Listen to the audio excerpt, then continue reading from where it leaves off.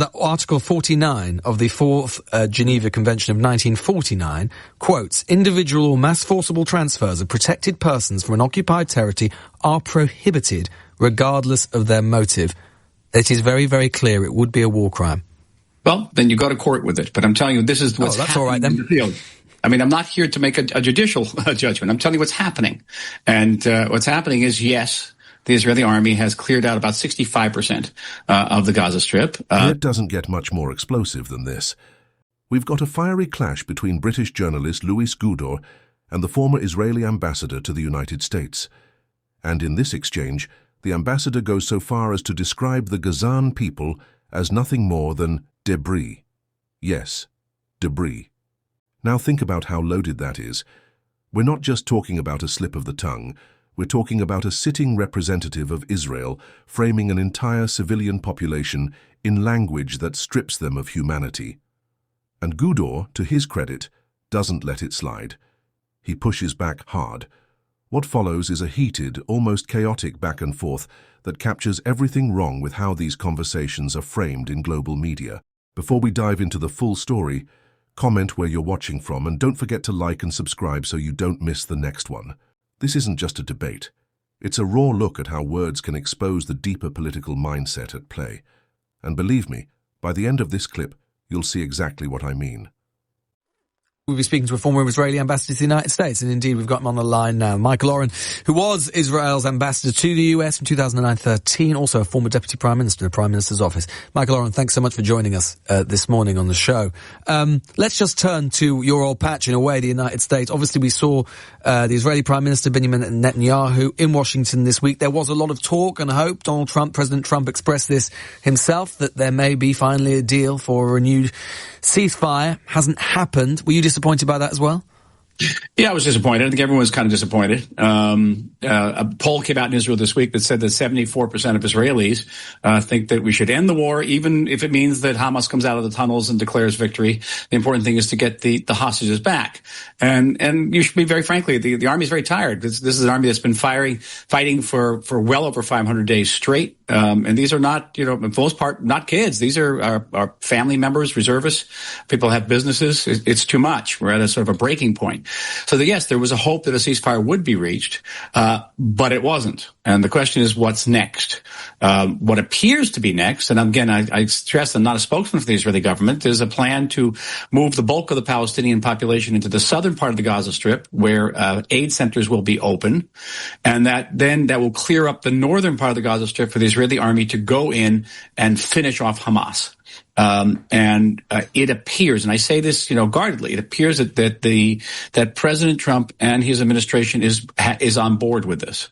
So you think that President Trump is going to abandon any effort to try and secure that deal in favor of this renewed offensive in northern Gaza? Well, maybe he'll try to achieve it after the renewed offensive is concluded. As we're speaking, the Israeli Air Force is striking northern Gaza very, very severely today. So it maybe he's just going to wait till Hamas gets another severe blow, and then comes back to the negotiating table, perhaps more flexible. That could be a hope. But what I'm told, and again, this is a very unofficial source, but my sources in Washington and the Republican Party tell me that the President Trump has never abandoned his idea of transforming the Gaza Strip into type of a Mediterranean Riviera. He's still committed to that, you think? That type of vision is predicated on, first of all, ridding Gaza, or certainly the northern part of Gaza, of Hamas, and clearing out the debris, and clearing out the estimated 30,000 unexploded munitions that are in the air. Very, very dangerous. But at what cost? I mean, already even in the last day or so, 10 people, including at least 6 children, being killed in an Israeli airstrike on a water distribution center in Gaza, according to emergency officials in the UN. We have to stress the emergency officials in the UN get their statistics from Hamas, so it's according to Hamas. Well, okay, you cannot deny the appalling humanitarian cost on the Gaza population. I cannot in any way. And the question is, you can say it would end in a second if Hamas would give up, but Hamas is not going to give up, is it? Hamas has suggested that it does want to have a ceasefire, and it is the Israeli government, as you know, that as you've yourself acknowledged, they don't want a ceasefire right now. They want the offensive to continue. They want a certain type of ceasefire. Let's be careful about this, okay? Nothing is black and white. Israeli government, so like far, not a spokesman for it. Not a spokesman for it. The Israeli government says, okay, we'll agree to a 60-day ceasefire, an extended ceasefire. But at the end of that ceasefire, Hamas can't declare victory, and we have to have the ability to continue the fight against Hamas. Hamas says, no, the 60-day ceasefire has to be permanent, and the Israeli army has to withdraw from all of Gaza. So basically, we go back to the situation that existed prior to October 7th, 2023. And Hamas has said repeatedly, and I stress this repeatedly, says that they will mount 20 or 1,000 October 7th until Israel is destroyed. So there you have the rub, and it's a huge rub. This week. And it's immensely traumatic and agonizing. But the bottom line is you're dealing with a terrorist organization. This week. This week, we heard a plan, which you already alluded to, from the Israeli Defense Minister, Israel Katz, which explicitly says that he wanted to ask the IDF to build what he says is a humanitarian city, what many observers call camps on the ruins of Rafah, a city itself already destroyed by the IDF, where he wants to forcibly move 600,000 people and eventually the entire population of the Gaza Strip. That would be a war crime, wouldn't it? No, it's a war crime. I'm not a jurist, but I tell you that it does cohere with Donald Trump's vision of the future of Gaza. Well, in which case Donald Trump would be accessory to a war crime. Well, you're going to have to make that judgment. I'm not. Well, I mean, let me tell you, under Article 49 of the Fourth Geneva Convention of 1949, quotes, individual or mass forcible transfers of protected persons from an occupied territory are prohibited regardless of their motive. It is very, very clear it would be a war crime. Well, then you go to court with it. But I'm telling you, this is what's happening all right, then. in the field. I mean, I'm not here to make a judicial judgment. I'm telling you what's happening. And what's happening is, yes, the Israeli army has cleared out about 65% of the Gaza Strip. That program that Israel Katz is talking about, the defense minister would require 75%. So another 10% had to have to be cleared out. And then, the ball would be, if Hamas agrees to the ceasefire, then the ball would be in the president's court. Mr. Oren, I mean, I understand, I know you're not representing the Israeli government and so on, but just the terms you're using, talking about clearing out the debris for the Riviera and so on. I mean, we're talking about 2 million people here. Can you understand that the way that we talk about these things, it sounds like we're rather indifferent to these people? Not indifferent to these people, but we are in a war. But there are rules to war. But there are rules to war, and Israel is repeatedly violating those rules. That plan, as I've just said, would clearly violate international law, international customary law, and the Geneva Convention. Well, maybe you're a jurist, but I'm not. But I can tell you this as an historian, you got to let me finish, okay? You did invite me on your show. As an historian, I'll tell you that those conventions in 1949 were designed to describe a situation between two warring countries where people wore uniforms. They do not correspond in any way to the reality that Israel faced October 7th or post-October 7th, which is dealing with a terrorist organization. No, Mr. Oren, that is not true. That was holding at that time 250 hostages that was hiding beneath its own population and didn't care about its own population. It's hiding beneath hospitals, mosques, and schools. There's nothing in the Geneva Convention that addresses remotely. So they can do what they want. Israel can just do what it wants. No, on the contrary. Well, apparently, according to you, and there's tremendous criticism in this country right now. According to you, they can move 2 million people to a camp from which they would not be allowed to leave, and that would be all right. Did I say they can? I said they are. Okay, I said that you wouldn't have a problem with it's moral, that it doesn't raise serious moral questions. It raises serious moral questions, but we're dealing in an area, even juridically, which is very gray. And it's not covered by It's not gray, Mr. Oren. It's not, because it says clearly under Article 49 of an occupied territory. It's not talking about two states at war. It's talking about how states might choose two countries at war. But not a country dealing with a terrorist organization. No, that's not true. It is about populations. It is about populations, how a government treats populations even within its territory. It's not just about war against another state. It's very clear. I see. At the end of World War II, the United States, the Allies, moved millions of Germans. Millions, okay? Not hundreds of thousands, but millions. And that was before the Geneva Convention was signed in 1949. Right. So this is an area, and that was war between two countries. That was war between two countries and with armies with uniforms. We're dealing with a juridical area that actually has no precedent. And And certainly even in military terms, it has no precedence because we're dealing with an army, with an enemy here that not only hides behind a civilian population, it hides under the actual landscape of Gaza. 500 kilometers of terrorist tunnels. No army in history has ever encountered anything remotely like that. Do you accept that, as the UN have said, I mean, this is all coming at a terrible cost. At least 798 people have been killed. This is the UN Human Rights Office saying on Friday. 798 have been killed while seeking food at distribution points operated by the US and the Israeli-backed Gaza Humanitarian Foundation since the end of May alone. Is it any wonder that Israel is losing such support across the world? Yeah, that's the personal issue with me. I've been a long advocate of flooding the Gaza Strip with aid from day one, by the way, which makes me very unpopular here. I take positions against the Israeli government too, not just defending it. And via that way, also the statistics are coming out of the UN. The UN gets the statistics from Hamas. Okay, so we have to take them with a big grain of salt. But having even said that the fact that there are aid distribution challenges, that people are hungry, is an appalling situation. It just is.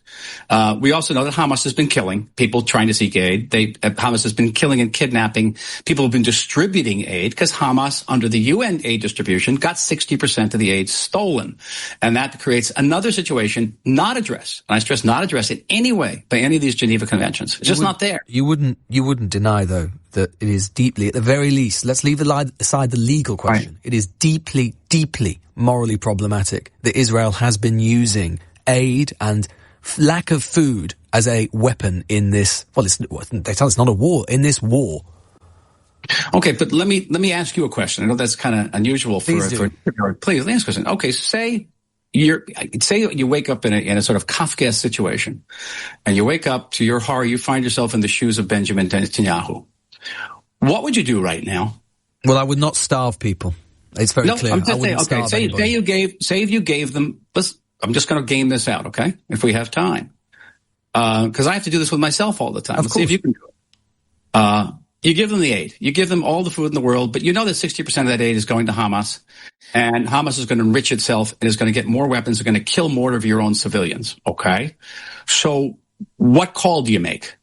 The call I make is that I'm better than Hamas and I don't starve people. It's very simple. But are you responsible for your own citizens? You know, we have 100,000 people won't go back to their homes on the border as long as Hamas is there. As you know, Mr. Oren, I mean, we've had in the UK, we've had experience over the years of terrorist organisations. Let's take what happened in Northern Ireland. Very different situations in lots of ways.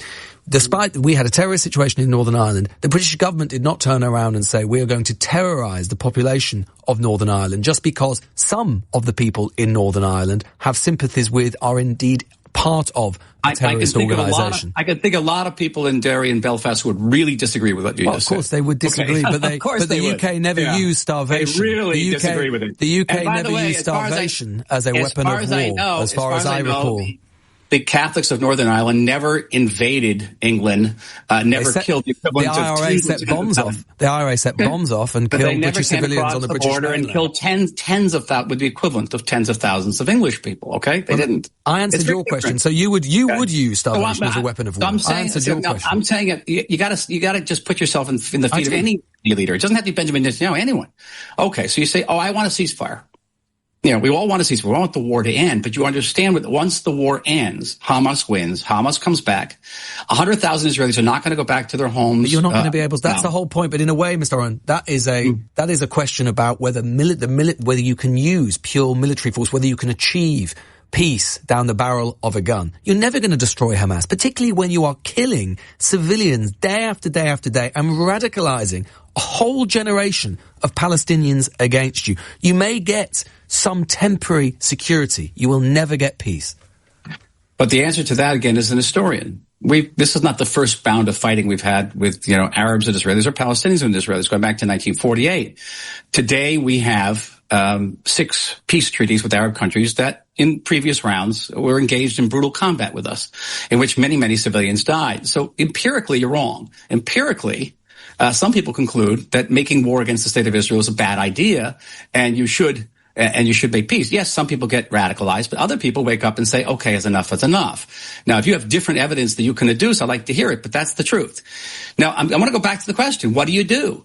How I do told you I wouldn't starve people. I asked you. I'm sorry. I wouldn't starve people. It's very simple. No matter how bad it is, I would not starve kids. I know what you wouldn't do. But what would you do at this point to end the war? End the war. I would not starve children, and that is the question. What you just witnessed was more than a debate.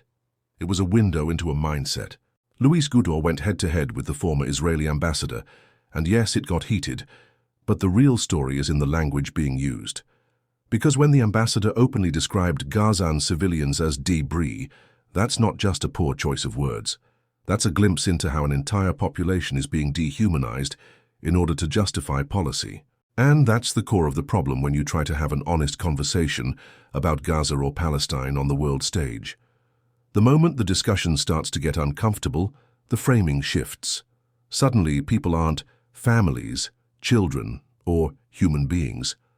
They're reduced to objects, something to be cleared out. Think about that for a second. When leaders and diplomats use that kind of language, it reveals far more than they intend.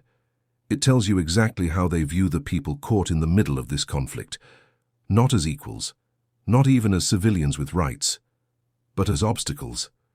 And if that doesn't expose the deeper issue at play, I don't know what does. And this right here is the heart of the issue. When these officials step into interviews, they don't come to engage in honest dialogue. They come armed with rehearsed talking points, desperate to defend Israel's actions to the hilt, as if repeating the same narrative enough times will erase what people can clearly see with their own eyes. Why? Because at the root of it, they don't view the Gazan people as equals. They don't see them as families, as individuals with dignity, or as fellow human beings. They see them as something less. And that mindset bleeds through in every single exchange, no matter how carefully they try to frame their words. Now you might be wondering why so much of the media cycle lately is focused on Israel and Palestine. The reason is simple. The battle on the ground is one thing, but the battle in the court of public opinion, that's where Israel is struggling, badly. Even voices like Piers Morgan have noted this shift, and because of that, more and more mouthpieces are being rolled out across TV studios, desperately trying to spin the narrative back in their favor. But here's the irony. Every time they show up with this dismissive tone, every time they describe civilians in dehumanizing terms, they don't strengthen their case. They undermine it. Because people like you, people like me, we watch these clips, and we see exactly what's going on. And once you see it, you can't unsee it. The more they talk, the more they reveal the very mindset they're trying so hard to deny. Let's put this into perspective. We're not just talking about political rhetoric anymore. We're talking about the staggering reality on the ground. Nearly 60% of all buildings across the Gaza Strip have been damaged or destroyed. Over 90% of homes have been hit, with at least 160,000 completely gone, and another 276,000 severely or partially damaged. And it doesn't stop there. More than 60% of health facilities have been taken out, 68% of schools have been hit, and nearly half of the water infrastructure has been shattered. When you look at that kind of devastation, it's impossible to honestly frame it as mere self-defense. At a certain point, the numbers speak for themselves. This is destruction on a scale that, under international law and the Geneva Conventions, lines up with the very definition of crimes against humanity. And yet, when confronted with these facts, figures, and human realities, what do we see? We see representatives bending themselves into pretzels, twisting language, trying to rationalize the indefensible. They can dress it up however they like, but the world isn't blind. Because at the end of the day, there are some actions you simply cannot justify. And what's happening in Gaza falls squarely into that category. So as you reflect on this, remember one thing. Propaganda can spin narratives, but it cannot erase evidence. And what we're witnessing right now is undeniable. Until next time, this has been The Whip Line. Thanks for tuning in.